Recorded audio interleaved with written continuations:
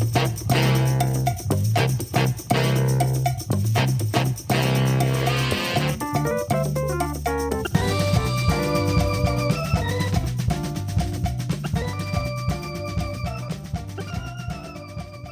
it's hot outside and that humidity is about 100%. I think we're going to have to rename our podcast from Old Fools Talking Old School to Old Fools Staying Real Cool.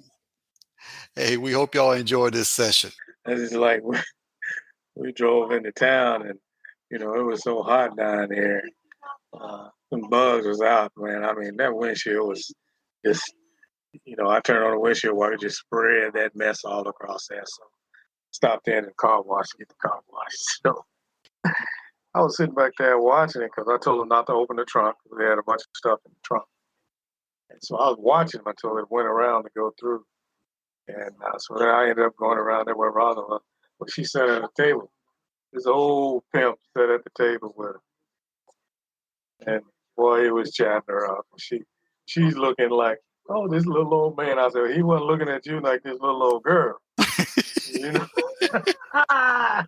So, homeboy, I walked up. So I had something in my hand. And I gave it to her. And he was in mid-sentence. He just kept talking. He just kept talking. So I looked at him. And I walked on over to the window to see they were pulling the car around and start drying it off. So I walked back over to the table. He said, hey, man, you want to sit down and talk to your wife? I said, no, you go ahead. Boy, he was just chatting her up, and she's sitting there answering his questions. I said, boy, that's about a nosy Negro right there.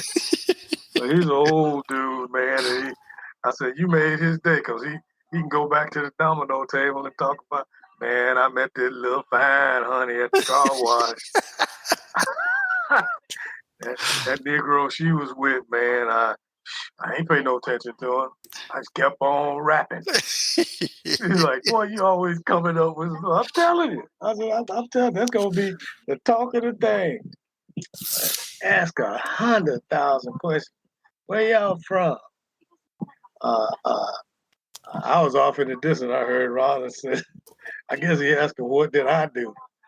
And so he told him. And he said, oh, okay. Then about that time, the car came out. Oh, is that your car? And he said what the name was, He said, oh. He said, how many cars y'all got? Because he said he had an SUV. Right. So it came to, he said, I bet y'all bought that brand new, didn't you? She said, yeah, just like I did. I bought my SUV, brand new. And it was, God, when you say SUV, I'm thinking about, the bigger ones, Right. Escalade, Tahoes, that kind of thing. But he was talking about a midsize. I got an SUV. I'm like, well, he said, yeah, that mine is right there. I did like y'all. I bought it brand new. I was like, okay, bro. That's what do they call them?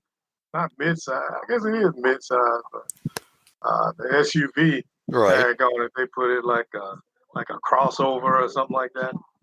And so he was going on and on. He was like, then that's when he got in well, how many cars y'all got? And, normally Robin shy away from people like that, but she was just looking like he was a little old man. So she told him about the 3 vehicles. I bet y'all got a big old house. I'm cracking up. I wouldn't have been mad at the old man, no way. But I'm sitting there. You couldn't be mad. I'm sitting here listening to this dude, man. It just reminded me of small town talk. Yeah. Yeah. I worked in Dallas for 29 years because, where I'm from, Dallas is like the Mecca. Right. I ain't want to, my daughter want to know if I want to come back to Dallas. I'm like, I ain't coming back to Dallas.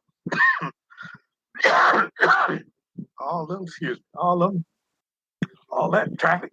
Well, he just went on and on the whole time. I walked away about 3 times, man. and I know she was in the mode. She's probably thinking about her daddy. I ain't gonna be rude to this man. Right. He's like, yeah. finally said something about his wife. Of course, she didn't have no wedding band on or nothing like that. Yeah, I don't live far from here. Yeah, I live about 5 minutes from here. Like, girl, he's trying to give you his address. Boy, we were rolling on that. She's like, you ought to quit. That little old man was there. I was like, yeah, that's like getting his rap on, boy. I mean, he looked dead in my face and kept talking. Like, Yeah, this is mine. Where you going? I heard that. Right. Yeah. Well, I mean, actually, that's the way, my uncle was be those times. Like I said, I could hear some of the conversation on the camera, and, he's just like the little girl that called me. I keep saying a little girl. She's a grown woman. Called me last night. She said, he kept saying, if I was 20 years younger, you'd be mine. And I said, well, if he was 20 years younger, he'd be, 68 and you'd be about 20. So what difference would that make? 20 years younger ain't gonna make no difference, And we was laughing about it. I said, I know it's not a funny thing. I said, but yeah, I said, that's just sort of how his mind thinks, and he, when we were getting ready to sell his car, like I said, he had two, and he didn't need to, don't need one, but he definitely didn't need two cars. And he had a 2016 Acura. Bought it brand new. Only had 26,000 miles on it. Oh, man. And, the Kelly Blue Book and everything on it was for private sale was between 29 and 31. So I said, well, we'll try to sell it ourselves a little bit. And I took it up to this dealer that we've dealt with before, and he gave us a price on it and all, but he was quoting price, and it was good that it was, those ladies that his caretaker who knows the issues, but he was quoting prices to him. He told this one lady he'd sell it to her for $700, and he told another one he was going to take it down to a dealer and sell it to the dealer for $7,000. And even when I would go over and talk to him about it, he said, Mickey, I think we can probably get $1,400 for that car. I said, this car is worth $29,000. I said, no, we ain't gonna take $1,400 for it. I said, and you need to stop, quoting prices to people. I said, so he told me you sell it to her for $700. He said, I was just kidding with her. I said, well, yeah, I know you were, but still, you got to be careful on those kind of things, Right. But he just, but those are the kind of things that sort of gets him confused too. I got a quote, and then we tried to sell it for about a week, and all we just got was people who had, one excuse or another reason they couldn't buy it right now. I'm waiting for a settlement from another wreck I had, but I really want that car. And one guy was, well, I'm from Birmingham, but I'm going to be working in Huntsville. Can you bring it to Huntsville for me to look at? And I was like, hell no, I ain't bringing it to Huntsville for you to look at. And I told him, I said, a perfect example of how, they woke up one day and realized there was a lot more out there was USAA. And I've always been a fan of USAA because of their low auto race and things of that nature. I said, but, there was a point to where you had to be an officer to be to even be a member of USAA. And then obviously at some point, a number of years ago, somebody looked up and said, well, we've got, of the full military force, only about 30% of that is officers. You got 70% of the whole military force that are out there, and we're not giving them any service. That's right. So what do? All of a sudden they changed the rules. Yes, sir. And then they had the drawdown, and then they had even less. Mm-hmm. Yeah. Yeah. And I was like, hey, we welcome everybody who serves. That's right. No, you didn't always. No, you didn't. That's exactly right. I finally saw their commercial about a year ago where they started running those commercials saying that, we were first an organization just for officers. And then we realized we wanted to have all the members. I'm like, it wasn't about you wanted to have all the members. You wanted to have their money, but it wasn't about you was so ingratiated with the enlisted folks. You just knew there was money to be made off of them. That's right. That's exactly it. That's the whole mentality of this financial world we live in. Now, he ain't doing nothing for nothing. There's a reason for it. Mm-hmm. Yeah. It's all about what's in it for me. They try to sugarcoat it and say it's our generosity and our love for mankind and all those kind of things. No, you're in it for money because you're a business. You got to be in it for money and a profit. If not, you don't stay in business. That's So, right. so I mean, And that 70% that they were ignoring was going into all these other credit unions who was kicking your butt. It's like, oh, wait a minute. We got to get Division 1. We down in Division 3. Yes, buddy. They definitely realize that. So, Yeah, but man. I mean, to me, that's once again part of business. You Oh you yeah. realize that there's more to be had out there if you can, change your guidelines and things. Well, that happens. That happens all the time. If there's It more happens money to be all the made, time. we can change our rules. That's right. And that's what our people don't understand. I was talking to Ron another day about that. We had this sister on it. I don't know if you ever seen that show. The judge name is Gino, big old dude. He does, Yeah, yeah, yeah, he does those high dollar cases on it. yeah, yeah, And, yeah. I've seen that. yeah, and then he had this sister on there who was filing a complaint. The dude messed her up and had some kind of spinal surgery, and she was all messed up. Anyway, she said he was negligent, and her whole thing was harping on he didn't even come to the hospital and see me. He's like, well, I sent some flowers. And her whole thing, she was trying to state her case, but the whole thing was he was not compassionate. He didn't care about me. I'm like, girl, he don't care about you. She was just gonna do that surgery and get that money. I don't know what you think it is. You know, I mean, wake up. And she lost the case too. He had totally Oh, messed really? her up. Yeah, he lost the case. Gino was saying, I'm sorry. She said, I understand because you got some serious problems going on, but you did not prove that he was negligent. I mean, she was going on the emotional and rightfully so, and that he didn't do whatever he did. But all I heard her state in the case is like she was more upset that he didn't care about me. I'm like, that man ain't trying to care about you. He's trying to make money. Mm-hmm. You know, you need to prove his negligence, not his being insensitive. You go to the medical board for that. And they ain't gonna do nothing with that either about being insensitive because the first thing they gonna tell you, well, that's just his demeanor. But she was like more upset. I'm like, man, understand. He said, I understand your plight, ma'am, but you didn't prove your case. That's just like some of them people come in there and have a case, but they don't bring no evidence. Mm-hmm. They just want to talk. Well, he did this and blah blah. Well, what evidence do you have? Well, no, he did this on such and such.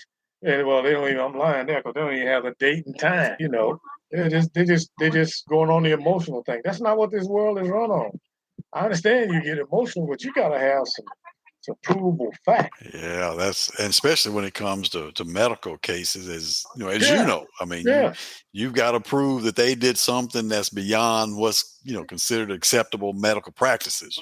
exactly. You got to prove negligence. You got to do that, and that's hard to do. I mean, because there's no guarantee. I mean, that's why you sign all them consent forms and all that other Exactly. shit when you go in to get medical treatment. There ain't no guarantees of what might happen. You can't That's right. guarantee that you're going to be completely fixed and stuff and things of that nature. So it makes it really hard unless you can just, like I say, prove that they violated what is considered to be normal medical practices. But yeah, the compassion part, yeah, nah. That ain't gonna do it. I've always felt like I could care less how compassionate you are. You could be the biggest asshole in the world, but if you cure me, that's all I'm looking for. I'm telling you. I ain't gotta be your best friend, and you ain't gotta be my best friend. But you just cure me, we're good. Yes, sir. I'll even write a recommendation. Yeah. That's right. Yeah, he's an asshole, but hey, he's a good doctor. Yeah, man. But Same way. I was just thrown away by that, man. And I'm like, man, he didn't even come back. He never said no. Oh, I sent you flowers. That's a whole thing. That's the whole thing she was pissed off about. Even though he messed her up, but he didn't send me no flowers. That ain't gonna win you no case. You know. We never learn, man. No. So you got a lot to learn. Yeah, we do. That's why I keep trying to learn every day. I mean, I'm I telling you. sort of challenge myself to go out. Yeah, boy, it's really amazing what these people are trying to do to win. Ain't nobody stand with nobody no time. Yeah.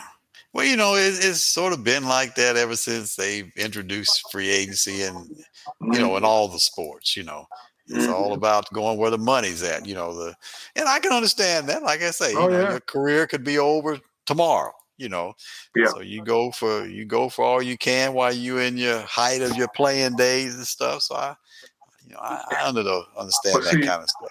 those people that are the Kevin Durant's of the world and the Kyrie Irvings, they are just messed up. They're messing it up for everybody, I think, because I'm a big Kevin Durant fan. I didn't understand why people getting on this case when he decided to leave because I don't blame him. I see where oh LeBron wants to get Westbrook out of the Lakers and stuff. I can understand why Kevin wanted to get away from uh, Westbrook up here because he was telling them, look, you know, they surrounded him with talent. They ended up they only had an all-star team and let it get away. But Westbrook was the weakest link. So he asked to go. Okay, go. But now, everywhere you go, you ask to go. You just signed a max contract last year, got 4 more years on it. Now you want to go again. Come on, man. You had the best setup in the world out there with the Warriors, and you had to leave that. Hmm. I'm like, man, I like you on your period or something. I don't get it. I'm like, because if it was about the money, which this tells me it ain't about the money, because you got the money now. What's the problem? You want to have that legacy of going somewhere and being the man to lead somebody to a championship. Well, even that, Stephen Curry acquiesced and let you be the front runner, and you got that, but that wasn't good enough. So you're gonna team up with the Kyrie, and you're gonna go and make the Nets, who ain't never won jack, and then when you see you can't do it, now you want to bail. Same thing with James Harden. You know, just run it because they got the money. So it ain't the money. I feel for those players who are just trying to get the bag, trying to get them some money. They just Hmm. want. They think this is AAU ball. They trying to team up with their buddies to win championships. Like they got it like that. So I don't feel sorry for them. You know. And then you're Yeah. gonna have somebody like that dude down in which I don't think he's no superstar anyway. Uh,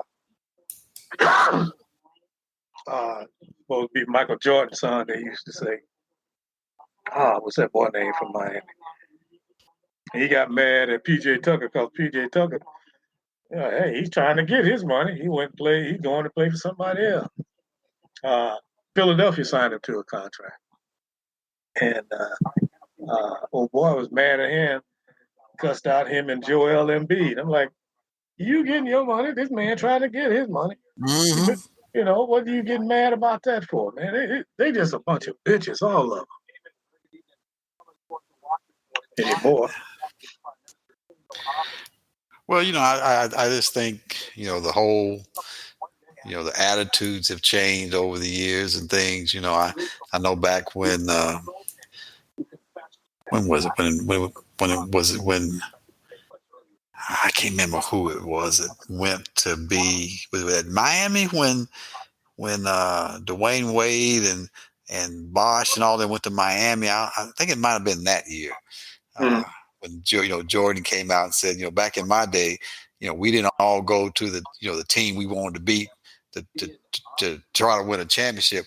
We tried to beat that team. We tried to, that was our goal, was to beat the team, not to go play on that team, kind of thing. right, right. But it seemed like as time has gone on, it's Now, been more a matter of no, we gonna go. We care. You could have been our number one worst enemy last year. mhm. Well, I don't have no problem playing with you this year. That's not a Now that problem. was that was Barkley that said that. Was that Barkley? Oh, okay. Yeah, I thought it was Jordan. no, it was Barkley with his lying ass. Cause he did when he first said it. I said, "That's a damn lie. You did the same thing. You couldn't leave Phoenix after Houston Rockets beat y'all's ass, so you went and joined the Rockets and messed them up. Hmm. Cause you had Akeem, you had Drexler, you had Kenny Smith, you had several people on there. They had just won 2 championships, and then they signed that big blockhead sucker because he wanted to win a championship. Now you got arguably one of the best centers in the league, and Akeem Olajuwon fight for position on the post, and you think you in Phoenix like you were, you wave him off the block. I'm like, I'd have benched his ass right then. But he's the one jumping up talking about back in their day they would have never done it. I'm like, you did it.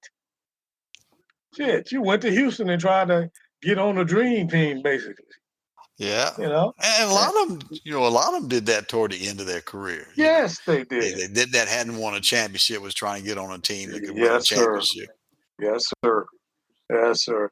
And I for one, I'm sick of all these ex-players being the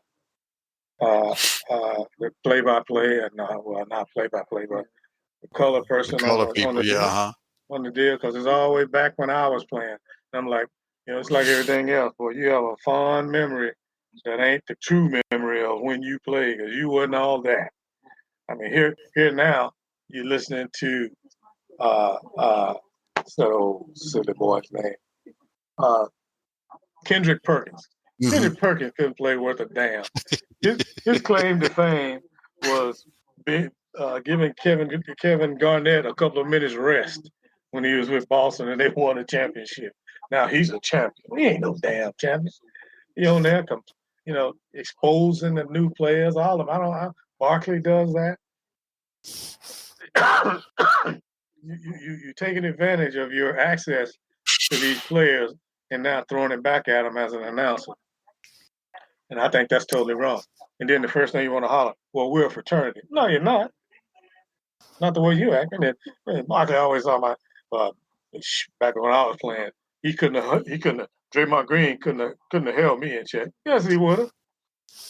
Yes, he would have held your big sorry behind in check. So, but like I say, over the years, I've just become so disconnected with the NBA, and so I was looking at Spurs. I know they traded out Murray to Atlanta. I guess they're going through a rebuild, and which to me they've been going through for the last 3 or 4 years. But I was looking at the player that they said would be a good fit there and things of that nature, and I mean most of them I was looking at. I'm like, okay, I don't know any of these people, and then I saw the list of free agents that would be going to be available, and most of the ones on there were the old heads, and I'm like, well, I guess I'm just so disconnected from the game. I just don't know these young kids anymore, I'm telling you, I don't know too many of them either. But San Antonio has maneuvered themselves into the same spot that this Thunder is up here. Don't nobody want to go to San Antonio now. That 20-year run they had is done. And don't nobody want to come here. These are 2 small market teams. These dudes up here got a G League coach. And then they got a general manager, Sam Presti, who all they could brag about, he's of the San Antonio pedigree. Like they had some. Well, look at San Antonio now. Popovich shouldn't have jumped ship because you ain't getting no more Tim Duncans and David Robinsons and those kind of people, Tony Parker. He gonna be gone pretty soon. So ain't nobody gonna be messing with that. Yeah, I think that's their problem too. They tried to overcome, Duncan's retirement stuff when they had Aldridge and those guys that came there, and they just couldn't do it. And I guess at some point you have to try to rebuild. But unlike those years when they had those lottery picks when they got Tim Duncan and David Robinson, when you can get players where a single player can turn a franchise around, I just don't know if those players are going to be around anymore. Right. I just don't know. I mean, there's always the talk and the number 1 pick and stuff like that. I even heard him talking about your boy down in New Orleans. God, that's the biggest bust. Zion, Williamson, talking about him and stuff. And I'm like, I just don't know, there's probably going to be somebody, maybe they'll come along that can do that. I said, but I think those days of, you got that number 1 pick and your number 1 pick turn your franchise around like the Spurs were able to those times. That's probably, few and far between anymore as that's going to happen. Oh, yeah. All you have to do is look at the college landscape. You don't see nothing there. Yeah, that's what I'm saying. Yeah, yeah. I'll be tripping out when they're talking about, oh, he's gonna go number one. I'm like, why? I ain't never heard of him. No, these kids, they barely 19, if that, when they draft. They ain't even fully developed yet. You know, they ain't. There's a few that come out, uh, like Zion, but he's so enamored with eating fast food, his big ass can't stay in tennis shoes. And shit. Yeah. And but none of these kids are dedicated anymore. I really shouldn't sweep them all with the same brush. But I mean, you look at it because in the NFL, in the NBA's interest, they got to try to hype somebody up for the fans. You know, he's this, he's number one pick and all that, but he ain't nothing. And he gets there, and he's got a $20 million shoe contract before he even played a game. What incentive does he have to get better?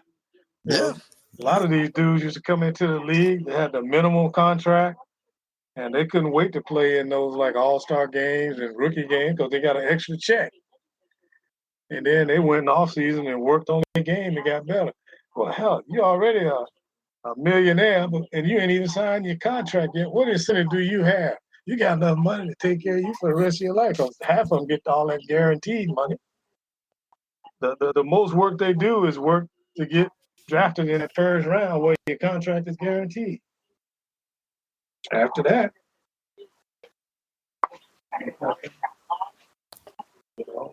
the games have changed. Yeah, it has. I saw that thing the other day where they was talking about the players that were drafted before, Curry in that draft and stuff, and and there was a few. I'm trying to think of. I know Blake Griffin, I think, was in that class, and I forgot who else. But but then again, it's good to be that kind of player that you can look back on and say, yeah, these teams, bypass so and so that turned out to be a superstar and stuff. But it takes a team. If he had been drafted by another team and gone to somewhere else, he may not have had nowhere near the same career. Or if he didn't have the players that came to Golden State during that time, you don't know where his career may have been. So you can't always go on the fact that, well, these teams passed him over. Well, he might have not been the best fit for those teams, and the career might not have been nowhere near what it is now. But you got, like I say, even though during the days of Spurs and David Robinson and Tim Duncan, they had teams around them. I mean, they had players around them. Even during the Bulls run, they had players around Jordan. I mean, they had players. They knew their role. They didn't have no problem, playing their role, and that made a difference. That makes a big difference. No doubt. You got to be able to have that too. And when you don't, I mean, even though you try to put those pieces together, if it just doesn't click, and you made it to me a perfect example. I'm always arguing with Madison about that. I said, when Harden and Durant and Westbrook was at OKC and what they had coming off the bench at OKC and stuff, I said, I don't know personally. I don't know that there were many better teams in the league, but when it came down to crunch time, they just couldn't get it done. Of course, Madison's big thing is hard and choke during the playoffs, and I always jump back on him and tell him, well, if Durant is such a superstar, he's supposed to make up for that. If Harden is choking and he's the sixth man, Durant should have made up for that. Of course, no. Harden was scoring all during the season, and he got to the playoffs and he choked. But yeah, it doesn't always work. Just because you got what you think is the superstars, and I can go back in the day when Dr. J and McGinnis was on the same team. Everybody thought they were going to be winning championships for year in and year out, and they won one, I think, if I remember correctly. If they'd done that, I think they may have won one. But yeah, there just ain't no guarantee because, as I say, there's only one ball. Regardless of how many superstars you got, there's always only one ball. Well, you can line up all the superstars you want to, but if there ain't no chemistry there and people don't know their role, you just got 5 superstars out there getting their ass whooped. Yeah. As far as with with Steph Curry, well, see, none of these people can judge talent. It's all what falls in your lap. Because even that Oklahoma City team, nobody knew who Harden was, and everybody was upset when they drafted Westbrook. Mm-hmm. Like, what? He was just a below average guard that couldn't shoot.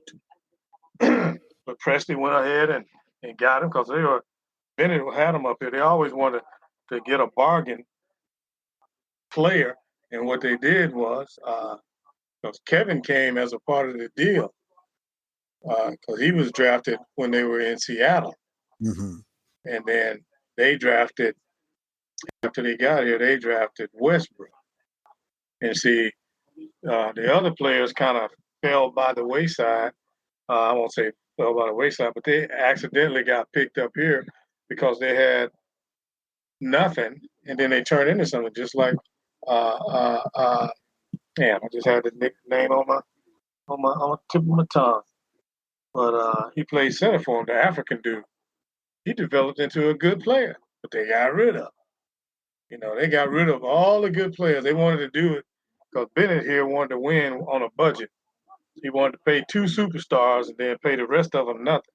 They let Green go from Georgetown, hell of a player. He's still playing in the league, and they let him go because they told him we're gonna offer you $30 million. That's it. Sign it or leave it. He said, well, hell, leave it. And they called his grandmama, tried to fly her in here to talk sense. They did Harden the same way. They told Harden 30 million. That's it. And he just said, no, I need to think about that. And shit, before he got home, he was traded to Houston. So they tried to play hardball on the cheap tip. And I know a lot of this simply because my partner, Pastor, is the chaplain on the team, and he tells a bunch of stuff. Right. That goes on. But yeah, they did the same thing to Harden, called his folks, trying to get him to take this money. And, of course, his agent knew better. No. But they wanted to pay Kevin, and then they were just getting ready to start paying Westbrook. But, God, what was the brother's name? He played with Toronto when they won, too. You're not talking about Serge Ibaka, are you? Yeah. Yeah. When Serge was down here, he was playing his butt off. I mean, scoring, but nobody knew nothing about Serge. That was just luck of the draw. And blocking shots and doing all kind of stuff. But no, what do they want to do? They want to get rid of him and then go try to claim that Perkins was the answer because he was cheap. Did nobody else want his ass? And they got rid of Serge. And I'm like, that's ridiculous, man. I called them the Houston Astros of the NBA. Because, Astros back in the 70s, they had an all-world team. Jim Wynn and the Malou brothers. And they had all kind of players that went on. Joe Morgan. They all went everywhere else and became superstars. Yeah. But Houston didn't want to pay them and got rid of them. So that's what these folks did up here. And now you want to cry about it. And now all they got, the Oklahoma City Thunder is a G League team. They ain't got no damn body. So, but yeah, judging talent like we used to when the players were staying at least 3 years in college, you could get a sense of what their potential might be.